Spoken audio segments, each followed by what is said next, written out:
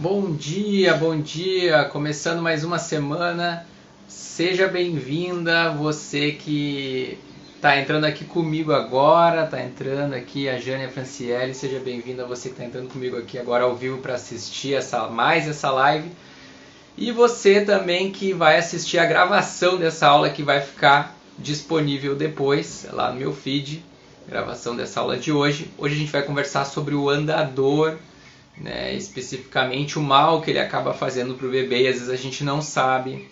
Para quem não me conhece, eu sou Thiago de Holanda, profissional de educação física, trabalho com desenvolvimento motor infantil e nesse perfil, nessa página aqui, a gente ajuda mães de bebês a identificar e recuperar o atraso motor.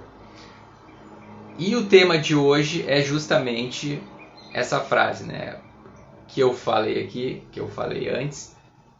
O bebê, o andador, quem gosta de usar andador, e eu falo quem gosta porque cada vez que eu posto sobre andador, aparecem os defensores, as defensoras do andador, ainda aparecem, nem precisava mais aparecer, a ciência está aí para mostrar disso, é sobre isso que nós vamos falar aqui hoje, sobre a ciência, como a ciência estuda isso também. Então, para quem gosta de andador e não sabe o mal que faz para o bebê, esse é o nosso tema de hoje, sobre isso que a gente vai aprender um pouquinho mais hoje. Obrigado pela participação de todo mundo que está entrando aí, bastante gente. Então, o que acontece aqui? Por que esse tema é importante? Porque o andador é responsável por atrasar o andar do bebê. Resumidamente é isso. A gente acha que colocando o bebê no andador vai fazer ele andar logo, vai estimular ele naquela posição vertical, mas na verdade a gente atrasa o andar do bebê. Isso provado cientificamente, com estudos mostrando bebês nessa fase da vida usando o andador e bebês não usando, e o andar fica prejudicado com relação a isso. Por que o andar fica prejudicado com relação a isso? Porque o bebê precisa aprender a andar com consciência corporal. O que é consciência corporal?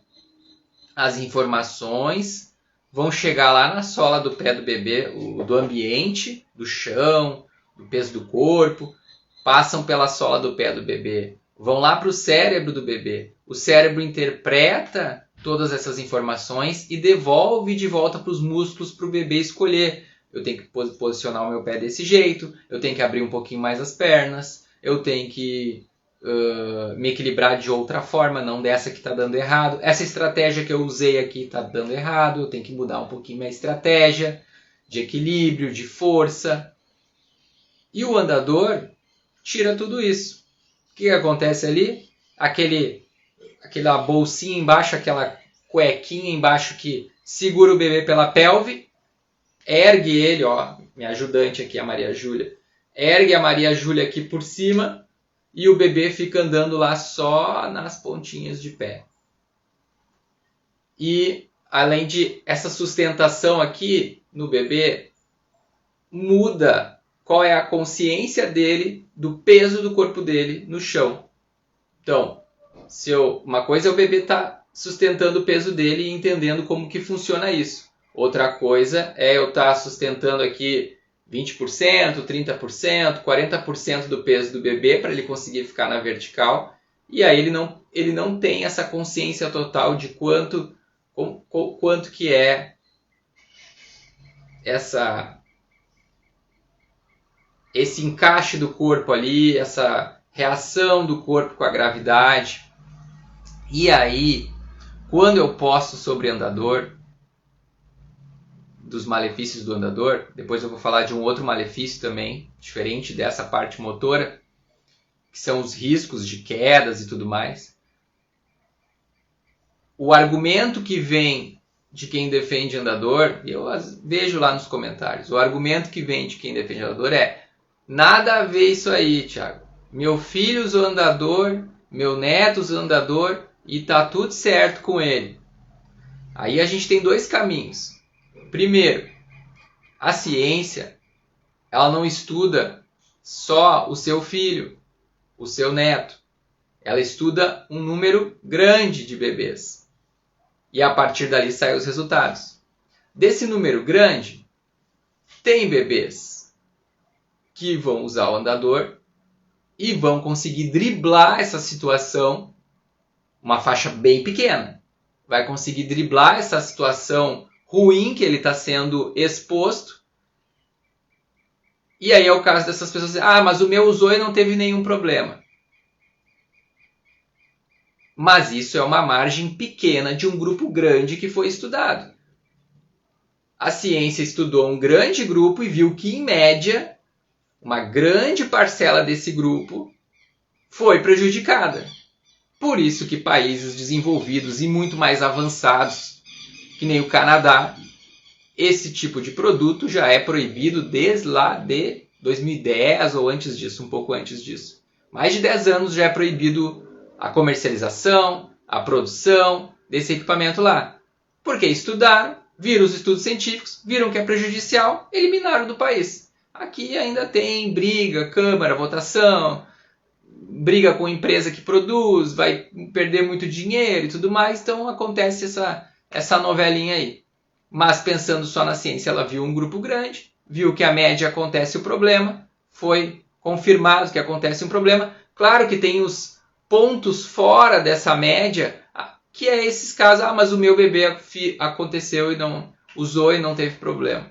Mas você está olhando só para o seu bebê, não está olhando para a ciência, não está olhando para a média. Então isso é uma questão muito importante que modifica ali o andar do bebê. Lembra que eu já falei em aula sobre os sensores que tem na sola do bebê, que justamente que é para pegar essas informações que vêm do chão? Normalmente eu vejo o bebê usando o andador, ele andando na ponta dos pés. A sola do pé tem 100% de possibilidades ali de informações passarem ali. Um bebê que fica andando só nas pontinhas de pé já vai passar 20% de informação ali. Informação ainda errada, porque está mostrando que é assim que tem que caminhar. Então a gente tem que parar de pensar assim, quando for argumentar alguma coisa, de dizer assim, mas com o meu não aconteceu isso. Fiz isso com o meu e não deu nada. Tudo certo está aí de pé. Por causa dessa questão. A ciência estuda a média de bebês e não um indivíduo único. Certo? Aí a outra vertente, eu falei de duas vertentes, né? Uma é essa. A outra vertente é que essa pessoa que argumenta falando isso, ela fala, com o meu não aconteceu nada. Não se tem certeza disso. Visualmente, essa pessoa está olhando e diz assim, não, olha só, o meu usou andador e está aí caminhando, está de pé, caminhando. Não aconteceu nada. Não aconteceu nada, talvez visualmente para você. Você não sabe se esse bebê vai crescer e lá na adolescência vai começar a ter dores nas costas e vai ter ligação com esse momento da vida dele. Dores nas costas, lombalgias, desvios de coluna. Porque a base da casa está sendo construída na primeiríssima infância enquanto é bebê. Essa é a base da construção, é a fundação do chão para levantar a casa em cima. Aí lá na frente, na adolescência, começa a aparecer uns desvios de coluna, dores na lombar. Aí não conecta com a base da casa. Ninguém conecta, vai lá só pensando que é porque fica muito em computador, é porque... Também. Mas foi uma postura construída ruim já lá no início. No primeiro momento que vai ficar na vertical, já fica na vertical com uma postura ruim, sem uma consciência corporal do seu corpo, vai ficar faltando tijolos nessa casa aí e uma hora a conta vem. Pode não ser agora, porque quem usa esse argumento de que o meu filho não aconteceu nada, é porque usou o andador ali com 8, 9, 10, 11, 12 meses de idade, e aí o vê o bebê com 1 ano e meio, 1 ano e 8, 2 anos caminhando, correndo. Ó, viu? É mentira isso, não acontece nada não. Ó o meu aqui caminhando, correndo.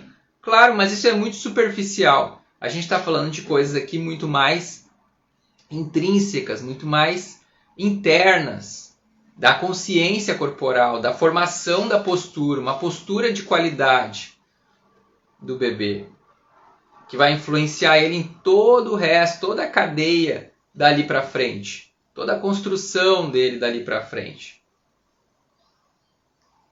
Que qualidade esse bebê tem em pé, que estava usando o andador ali, que está caminhando agora sozinho sem o andador, mas que usou o andador? Que qualidade ele tem em pé? Fora isso, muitas vezes essa história do andador pula um marco importante da consciência corporal do bebê, que é o engatinhar.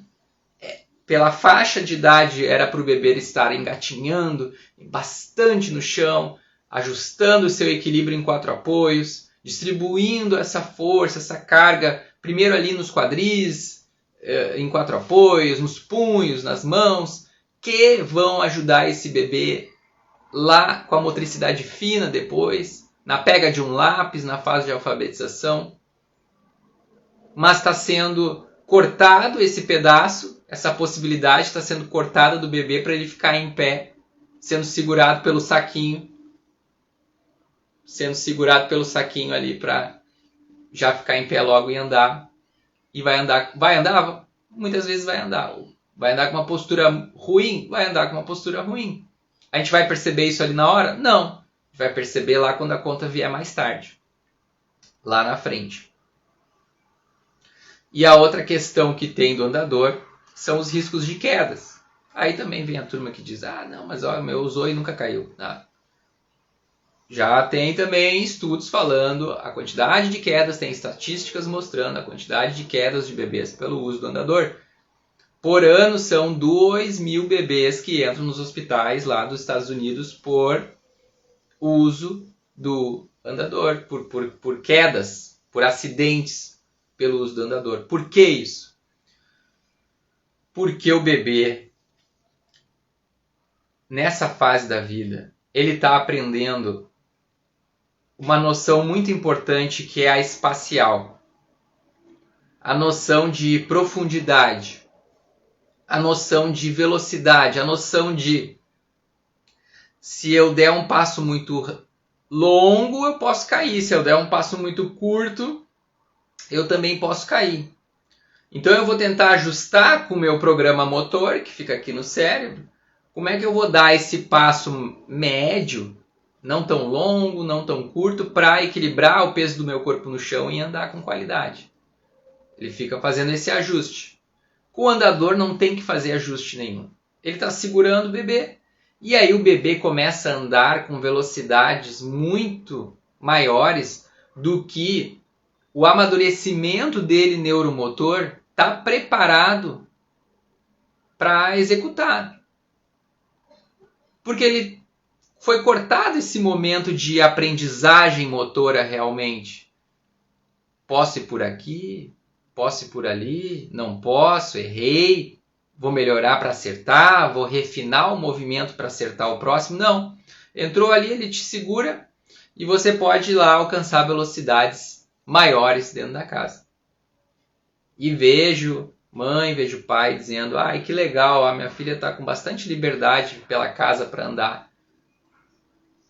Já dei o exemplo aqui, esse exemplo bem ruim que aconteceu de um pai que veio falar comigo nos comentários ali do Instagram e disse que a filha estava bem feliz com 5 ou 6 meses de idade em cima do andador, não, 6 meses, em cima do andador e era legal de ver a liberdade dela de ir na casa onde ela queria, nos lugares da casa onde ela queria. Olha o prejuízo para essa bebê, né? Olha o prejuízo ali que eu falei antes do engatinhar.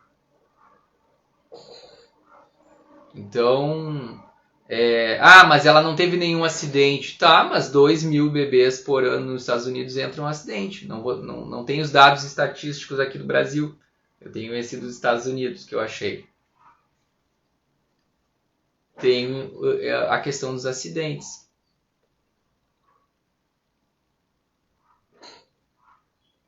O dia que eu postei lá também um vídeo de uma bebê que o andador foi para beirada de uma escada e quase saiu rolando lá, se não tivesse alguém vendo ali. Bah, aí foi a turma do defensores do andador. Nada a ver isso aí.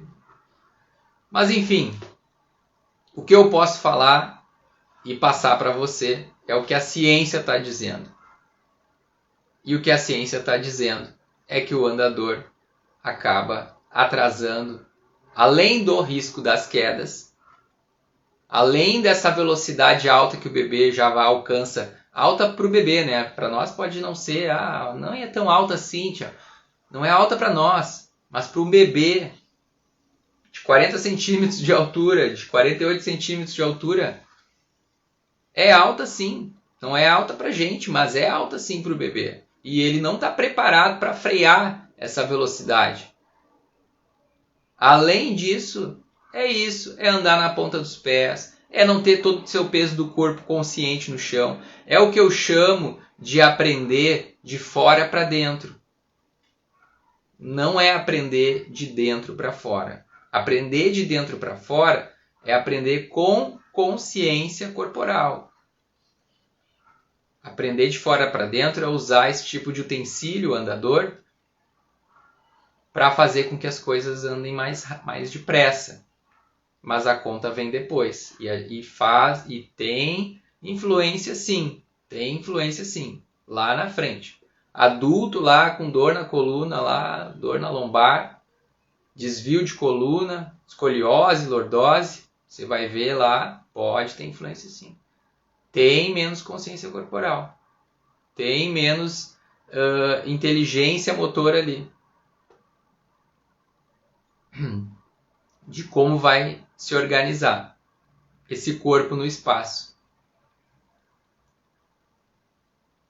Então é importante a gente dar liberdade para o bebê explorar seus movimentos. Acho que essa é a chave. Claro que existem estratégias para o bebê andar, específicas ali, existem estratégias para o bebê engatinhar, existem as janelas de oportunidades que eu sempre falo aqui para cada coisa. A gente tem que estar sabendo ali que janela que o bebê está. É a janela do andar? É a janela do levantar? Ou é a janela do engatinhar? É a do engatinhar. Então esquece um pouco o levantar e o andar principalmente. Vamos deixar esse engatinhar acontecendo, ele vai meio que se misturando com o levantar, mas com mais autonomia. A gente ajuda de uma forma mais, como é que eu vou dizer, promovendo um ambiente adequado para o bebê e depois de promover esse ambiente adequado, a gente dá um passo atrás e observa como a gente pode mexer nesse ambiente para deixar ele mais propício ainda para o marco que o bebê está tentando alcançar. E não utilizando esse tipo de utensílio que faz com que, teoricamente, vá andar mais rápido, e o que é uma mentira, já foi provado cientificamente que não. Então, o que eu queria trazer hoje basicamente era isso. Eu vejo muita briga lá no Instagram, no YouTube, dos defensores do andador. Então, resumindo, a ciência não estuda o seu bebê, só ele, nem o da vizinha. Ele estuda a média dos bebês, de vários bebês sendo testados. Vai ter gente que vai estar um pouco fora da média e vai se salvar, e essa é a palavra, se salvar daquele ambiente ruim que ele está sendo colocado? Vai ter sim. Meu bebê usando andador. Vai. Mas a média mostra dos testes que é prejudicial. Então, tem que cuidar essa situação aí para não cair nessa conversa aí de o meu bebê não aconteceu nada. É que nem aquela história nem é a minha área, mas eu vou falar, né? É a área nutricional. do açúcar. Vou dar só para fazer uma analogia. Hoje, 2024, qualquer pediatra diz 0 açúcar de 0 a 2 anos de idade. Nessa formação do paladar é importante 0 açúcar. E o bebê não sente falta. A gente é que fica lá, olha lá, não vai dar um docinho, coitadinho, coitadinha, não vai dar um docinho para ele. Nós é que temos isso. Mas o bebê não tem. 0 açúcar de 0 a 2 anos. Isso facilita uma série de coisas depois que vai escalando, escalando, escalando e vai chegar lá no momento que vai estar menos próximo de obesidade, de compensações ali alimentares. Aí entra numa conversa que é com o nutricionista. Eu vou convidar de novo a minha colega nutricionista para falar aqui, qualquer hora dessa. Mas a gente escuta lá, meus filhos, lá na década de 70, 80, 90, meus filhos todos comeram açúcar e estão aí de pé vivos. De novo, né, aquele pensamento simplista de, mas o meu filho não aconteceu nada. Mas a ciência estudou a média de pessoas do mundo e viu que, em média, sim, tem problema, e por isso foi criado esse sistema de até 2 anos sem açúcar. Para diminuir o número dessa obesidade mundial aí, por exemplo, que está cada vez aumentando mais e é um problema sério. Mas quem tem pensamento simplista não conecta uma coisa com a outra. Aquelas coisas lá longe já passou, então não conecto com lá atrás. Mas é a base da casa. É a base da casa. E com o andador é a mesma coisa. Vai ter problemas lá na frente que não vão conectar. Problemas de postura lá da frente que não vão conectar. Escoliose, lordose, cifose. Porque tem tijolo faltando na base dessa casa. E o andador é super prejudicial. Inclusive no Canadá, lá, que eu falei que foi proibido o uso do andador já há mais de 10 anos. Não pode comprar, não pode ser produzido e não pode ser vendido dentro do país. E não pode ser vendido, inclusive, numa coisa que eles fazem bastante, que é bazar, assim, abrir a porta da garagem, colocar as coisas que não quer mais, e os vizinhos vão ali, passam ali e compram por um preço menor. Tipo um brechó, tipo um bazar. É proibido, inclusive, assim, dentro da tua garagem, tu querer vender o teu andador. Se passa ali uma fiscalização e olha que está sendo vendido um andador ali dentro ali, da garagem da sua casa, é multado. Porque não pode. Porque eles têm a preocupação e eles sabem que o Estado vai gastar menos dinheiro lá no futuro quando essa pessoa for adulta. E não vai precisar gastar com questões de problemas de coluna, de postura, que vão influenciar lá na frente. Ele já viu, então ele já corta aqui no início para a base ser construída melhor, para depois o governo, o Estado economizar lá na frente, com menos pessoas precisando usar o sistema de saúde do país para resolver dores, coisas que poderiam ser resolvidas lá na base. E aí eu pergunto para quem gosta do andador e ainda defende ali, né, nos posts que eu faço, se tudo isso que o Canadá fez, que a Inglaterra fez, é à toa? Foi à toa? É bobagem? Bom, se é bobagem tudo isso aí, então eu não sei, né, o que é sério, então. Mas enfim, eu queria trazer a importância desse conhecimento. Acredito que quem assistiu aqui hoje já saiu com conhecimento. E é importante sair com esse conhecimento porque justamente também para enfrentar o nosso entorno, nossos familiares. Porque eu sei que a gente sai, a gente até concorda e faz o que tem que fazer, e quando chega ali na casa, vou falar geralmente, tá? Chega lá na casa de um amigo, de um parente, do vô, da avó, que é de outra geração, e não entende muito bem isso, e critica. E a gente, tendo conhecimento, a gente consegue ter firmeza para rebater. Dizer, não, obrigado, não quero. Comprar um andador, desculpa. Queria comprar isso aqui para ele aprender. Se não botar ele para andar. Não, consegue ter argumento para rebater. Isso é o que a gente aprende aqui. Meu trabalho aqui semanalmente cada vez mais ter um conhecimento para desenvolver o seu bebê E se aparecer pessoas na volta querendo dizer outra coisa ali, também rebater. E ter a firmeza de não ficar na dúvida, né? Porque se tá na dúvida, pode ser, vó, pode ser, vô. Tá bom, pode comprar que a gente usa e tal, não sabia disso, tem que andar, Vô e vó adoram andador, chiqueiro, que é o cercadinho. E aquele papo de colocar o bebê, se não colocar o bebê sentado, ele não vai aprender a sentar, que é mentira. Então, uma dúvida que me perguntam bastante é: Thiago, tudo isso que você fala nos seus vídeos e tudo mais, funciona também para bebês atípicos?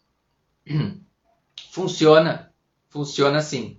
A questão é, bebês atípicos, ou seja, bebês que têm alguma disfunção neurológica, alguma síndrome genética, já diagnosticada pelo pediatra, esses bebês, eles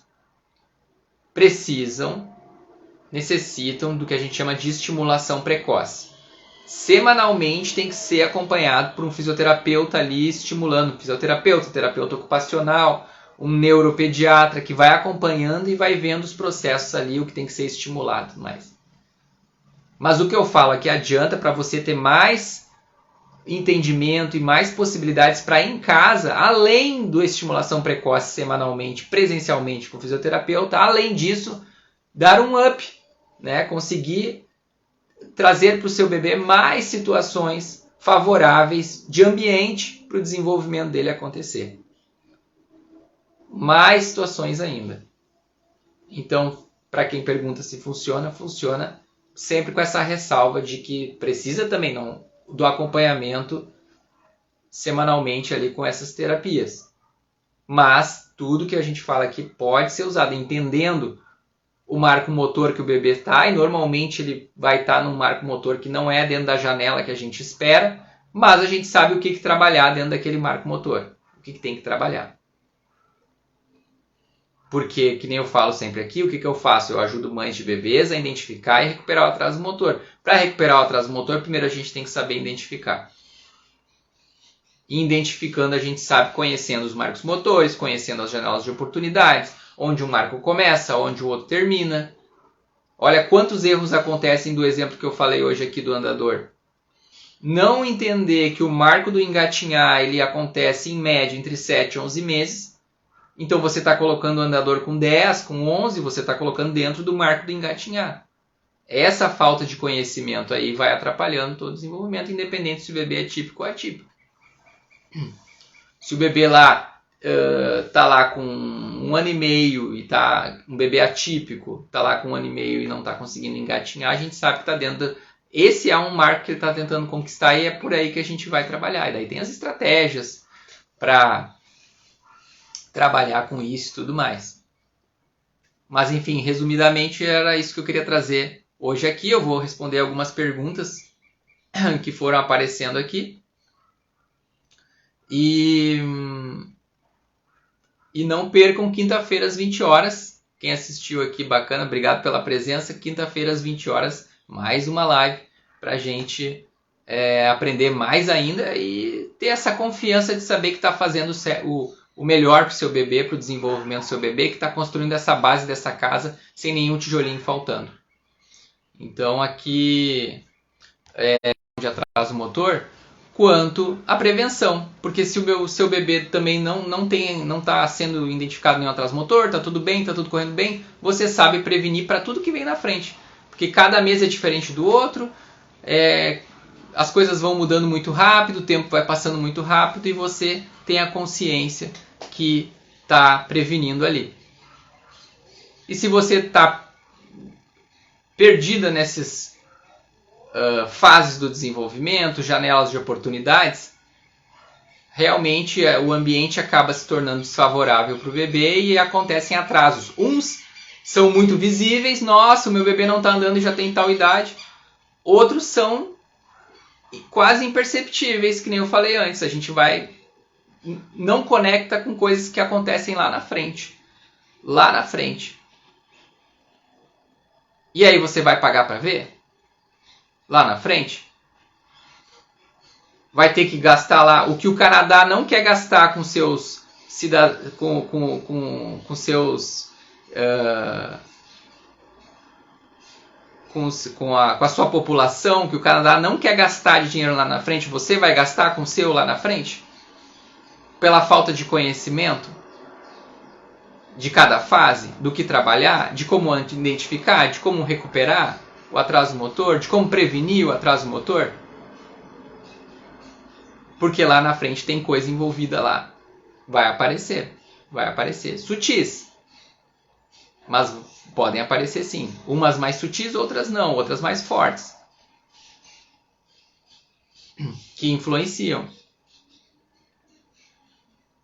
Uma é assim, meu bebê andou, viu, Thiago? Andou lá com o andador e não aconteceu nada. A gente vai ver na escola lá com 7, 8 anos com uma falta de coordenação motora tremenda para praticar os esportes na educação física escolar. Olha aqui, mãe. Você acha que não tem a ver lá com a base da casa que a gente estava construindo? Claro que tem a ver. Agora está com falta de coordenação motora aqui, não consegue fazer as atividades de educação física direito. Os colegas começam a rir, bullying. Começa a se afastar do esporte. Professor, posso não fazer hoje aqui, ficar mais de lado aqui? E aí a gente tá uma série de consequências ali que vai tornar o adulto sedentário depois e não faz a conexão que tem coisas a ver com a base da casa que foi construída lá. É muito melhor crescer com um leque de opções grandes para se trabalhar, leque de opções no sentido motor, que eu estou falando aqui especificamente porque eu sou profissional de educação física, do que crescer faltando pedaços. Então, não, na minha opinião, acho que não vale a pena pagar para ver lá no final, não. E nem ficar se baseando que com meu filho não aconteceu, pode ser que tenha acontecido e você não tenha visto. Enfim, é mais ou menos por aí. E quem acredita no que eu estou falando aqui, quem concorda com o que eu estou dizendo, quem acredita na ciência, pode ir lá me defender lá nos comentários no Instagram. Porque eu sei que tem gente lá que fica lá falando que é bobagem o que eu estou dizendo e tudo mais. Quando eu toco no andador, parece que eu estou botando o dedo numa ferida. Quem concorda com o que eu digo lá, eu sei que tem gente que já está fazendo isso, vai lá e pode tacar-lhe pau lá também. Não é bem assim. Não é bem assim, não. Inclusive tem gente que eu achei legal que está trazendo exemplos já de... Não, com o meu neto, com o meu filho, apareceu tal situação e realmente o andador prejudicou, o pediatra pediu para tirar. Para tentar diminuir um pouco essa galera aí, que olha, vou te contar. Enfim, deixa eu ver a dúvida aqui. Bom dia, minha bebê nasceu de 35 semanas, está com 1 ano e 3 meses. 35 semanas prematura, então. A gente faz cálculo de idade corrigida. 40 menos 35, 5 semanas, então 1 mês e 1 semana para trás. Ela está com 1 ano e 3 meses, então ela está com 1 ano, 1 mês e 3 semanas. 1 ano e quase fazendo 1 ano e 2 meses. Quase fazendo 1 ano e 2 meses. Algumas pessoas me dizem que ela está com atraso. Já anda se agarrando e se levanta só, mas não anda. Não, nesse momento não está com atraso, não. Não está com atraso. Difícil de falar porque não é só um item que a gente avalia, não é um item que a gente olha, a gente tem que olhar uma série de itens, né? Uma série de outros componentes ali, se o bebê está fazendo, não está fazendo. Mas só simplesmente com essa informação aí não tem atraso, mas certeza a gente não pode dar porque a gente reúne uma série de informações quando a gente está vendo se tem atraso ou não tem num bebê, tá? Importante saber os marcos motores. Você está com essa dúvida porque tem para cada movimento do bebê novo, para cada marco motor, para cada conquista, tem as faixas de desenvolvimento, as janelas de oportunidades.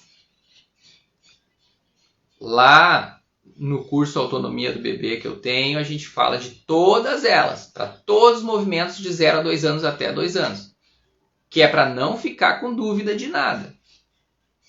E ter essa certeza de, ó, não, ó, estão falando isso, estão falando aquilo, mas peraí, tá ou não tá dentro da janela? Tá lá. Não, tá tudo certo, tá dentro, não chegou ainda no limite lá da janela. Então não tem. Mas para isso, ó, clica lá no link que está na minha bio, tem a lista de espera para a nova turma do curso que vai vir daqui a pouquinho. Já coloca lá o nome lá na sua lista de espera que vai ser informada de quando abrir essas vagas, essas situações. E aí não fica mais com dúvida de nada. E ainda tem lá esse meu acompanhamento aí que vai ajudar em algumas situações bem importantes. Deixa eu ver aqui outra dúvida da Jéssica. Meu bebê tem 1 ano e quase 1 mês e ainda não fica em pé. O que fazer? Olha, o que acontece, Jéssica? A gente precisa fazer uma outra live de 30 minutos para falar sobre isso. Que estratégias usar, que entender o seu bebê um pouco mais, como é que foram os marcos anteriores, como é que foram as conquistas anteriores, engatinhou, não engatinhou, é prematuro, não é prematuro, e sentou com quantos meses, como é que foi essa construção, porque cada marco é pré-requisito do anterior. Então eu preciso ter algumas conquistas ali atrás para depois ter mais umas conquistas. Sempre eu falo, o desenvolvimento acontece de cima para baixo, da cabeça para baixo, crânio caudal. Assim que acontece o desenvolvimento. Então, controle da cabeça, controlou bem, com quanto tempo, tá? Preencheu o pré-requisito, vamos para a parte do tronco. O tronco, tummy time, fez esfinge, e aí vai indo, vai seguindo a sequência, até chegar ao ponto de, ó, vai levantar. E aí entra naquilo, tá dentro do marco, não tá dentro do marco, tá dentro da janela, não tá dentro da janela, mas como é que foi antes? É um jogo de xadrez que a gente vê ali. E aí a gente precisa olhar mais assim do que eu pegar e só falar uma frase aqui de 20 segundos e pode ser um chute lá na lua, pode ser uma estratégia mal montada. Mas que nem eu falei ali, né, para a mãe anterior. Para não ter dúvidas, para saber todas essas estratégias. O que acontece lá? Né? A gente fala. O que é o método DSQ, que é o que eu trabalho? Para quem não conhece, eu trabalho o método DSQ. E a partir de tudo que eu vi na minha vida de desenvolvimento motor, e eu trabalhei com diferentes cidades, comecei lá com bebês. Lá em 2007 comecei com bebês. Natação para bebês. E fui trabalhando com diferentes cidades. E aí,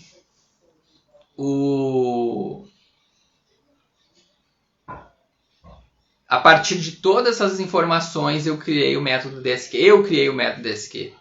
De tudo que eu vi nesses anos todos, que dava certo, que não dava certo, o que acontecia, porque os atrasos aconteciam, porque os bebês não se desenvolviam, porque os adolescentes estavam com dificuldade nos esportes. E aí eu criei o método DSQ. A letra D significa destravar o medo de estimular. A letra S significa o saber como estimular, porque depois que eu elimino esses medos, que são normais de terem, eu também tive como pai, mas a gente tem que falar sobre eles e abrir um pouco eles para dar espaço para o que vem depois, que é o próximo pilar do método, que é o saber como estimular. Que daí a gente entra nisso que a Jéssica comentou aqui, tá, mas e o que eu faço agora? Agora vamos fazer isso, isso, aquilo. Agora a gente sabe o norte para se guiar aqui, saber como estimular. E a última letra é o que? É quando estimular, porque a gente precisa saber que está estimulando aquele estímulo está acontecendo na hora que é para acontecer. Nem antes e nem depois, nem atrasado e nem antecipando. E aí, juntando essas 3 letras, destravar o medo de estimular, saber o que estimular e quando estimular, a gente consegue tanto recuperar um atraso motor que possa estar acontecendo, quanto prevenir, se não tiver nada acontecendo, prevenir para outros não acontecerem. Mas isso tudo está lá. É difícil de falar aqui em pouco tempo, em uma frase, como eu te falei, mas está tudo super organizado. Essa organização toda está lá no curso Autonomia do Bebê. Link na minha bio, lá na minha página inicial tem o link ali da bio. Quando clica ali aparecem algumas opções de link e tem lista de espera do curso Autonomia do Bebê. Coloca lá, preenche lá e a gente vai ter algumas aulas, vão ter aulas gratuitas para mostrar um pouco mais, com mais conteúdo, com mais densidade, para ter um entendimento um pouco maior do que às vezes um tempo reduzido que a gente tem para trocar essa ideia aí. Certo? Não perde essa. Deixa eu ver. Bom dia, meu bebê tem 1 ano e 4 meses e ele pega tudo que dê para empurrar e andar, mas logo se ajoelha. O que fazer? Continuar deixando ele à vontade no ambiente. Continuar dando liberdade. Pega tudo que dá para empurrar. Dá liberdade para ele continuar refinando seus movimentos, treinando. Quanto mais liberdade, melhor. Para refinar os movimentos.